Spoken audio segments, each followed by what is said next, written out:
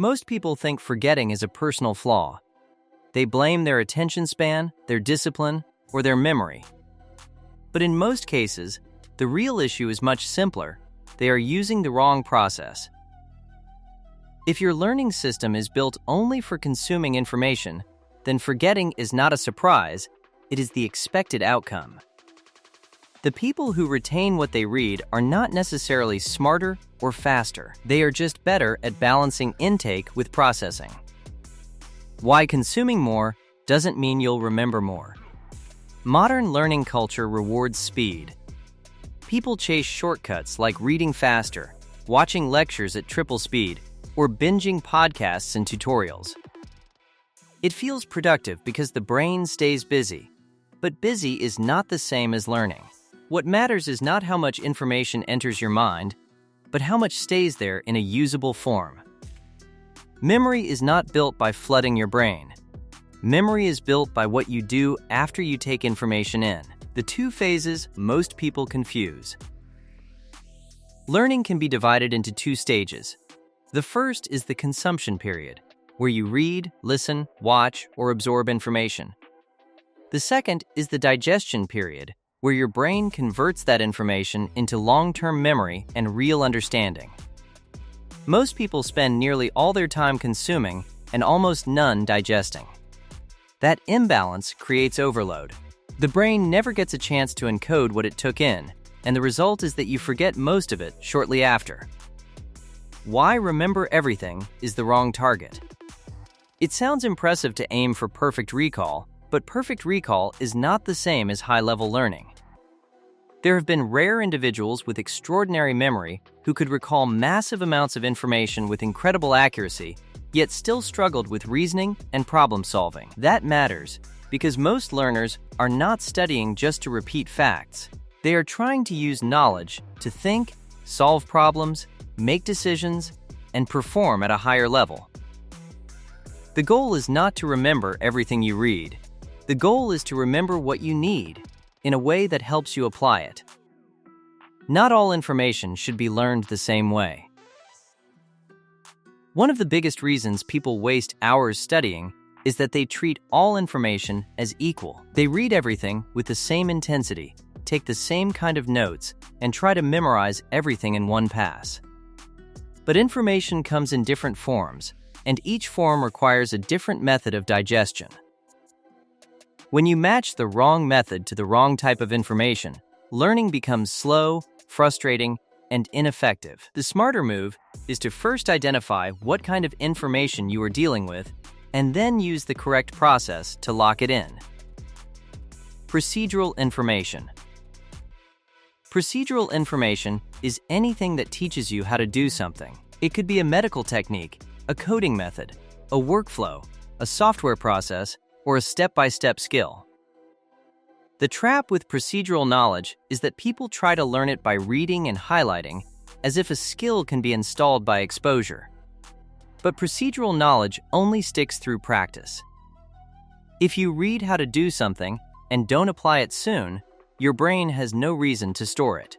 That is why many people feel they understand something while reading, then freeze when they actually try to do it. The solution is simple. Practice immediately. The faster you turn instructions into action, the faster the knowledge becomes real. Why delaying practice destroys retention? A common issue appears right away. What if you don't have time to practice right now? Most people respond by continuing to read anyway, telling themselves they will practice later. But that is like eating more food when you already feel sick. You're increasing intake while digestion is not happening. The brain responds by dumping most of what you consumed. If you cannot practice, it is often better to pause, switch topics, or stop consuming until you can digest properly. Otherwise, you create a pile of future work that your future self must redo, because you will have to relearn what you forgot. Analogous information. Analogous information is knowledge that connects to something you already know. It's when a new concept reminds you of an old one, or when a process in one area resembles a process in another. This kind of information is powerful because the brain stores it more easily when it has a place to attach it. But the real secret is that you should not stop at noticing an analogy. You should critique it. You should test where it fits, where it breaks, and what conditions make it inaccurate. That deeper examination boosts attention, improves understanding, and prevents you from building false mental models that fall apart later. Why critiquing an analogy makes you learn faster.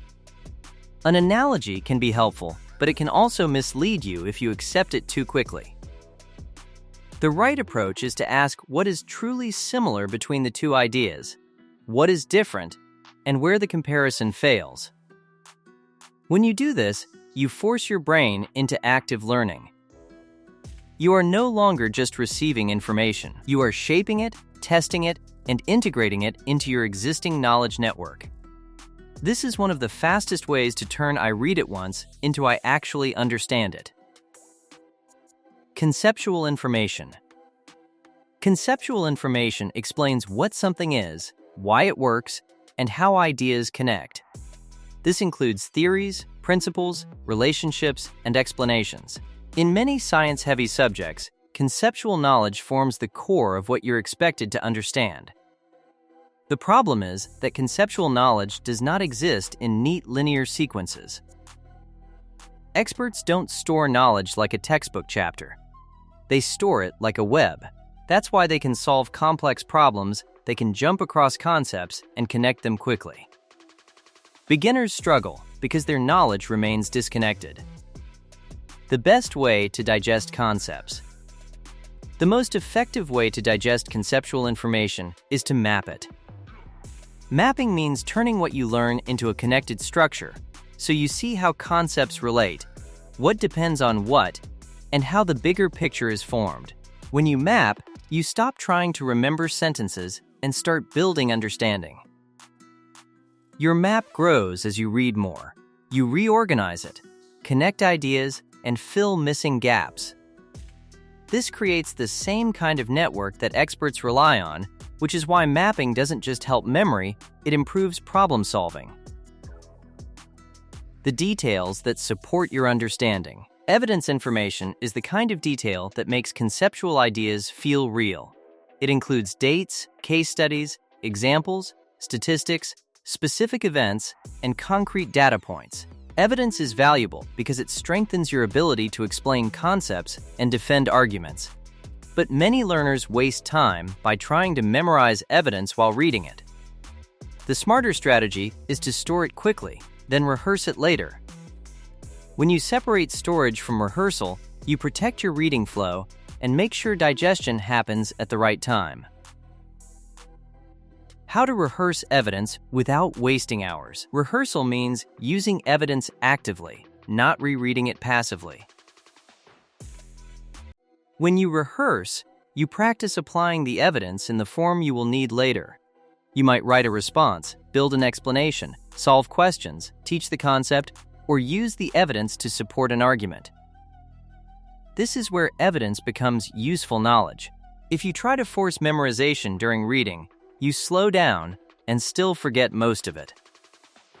Rehearsal is what turns evidence into retention. The stuff you don't need to understand. Reference information is highly specific and often not conceptually important. It might be a technical label, a constant, a rare term, a definition detail, a gene name, or a variable list. You may need it later, but it doesn't change your understanding of the bigger idea.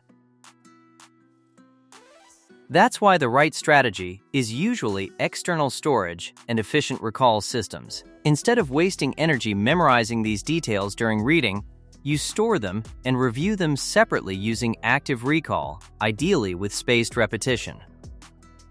This keeps your learning efficient and prevents your study sessions from becoming a swamp of tiny details. Consumption must match digestion. The heart of this system is balance. If you keep consuming without digesting, you overload yourself. You feel productive in the moment, but days later, you realize you retained almost nothing.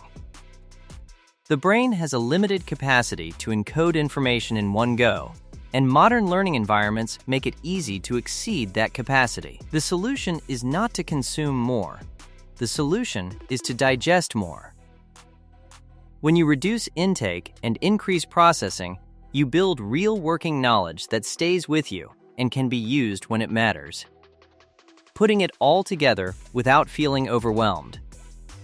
The real shift happens when you stop treating learning as one activity and start treating it as a two-part system.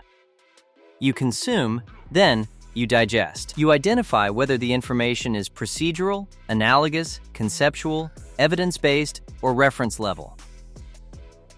Then you use the correct digestion method instead of forcing the same approach on everything.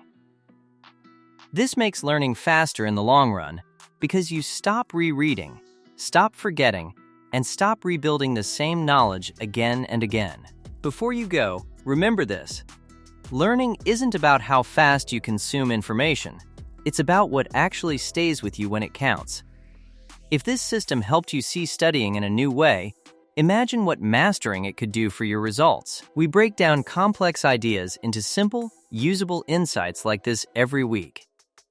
So if you want to be smarter every day, like and subscribe, and I'll see you in the next video.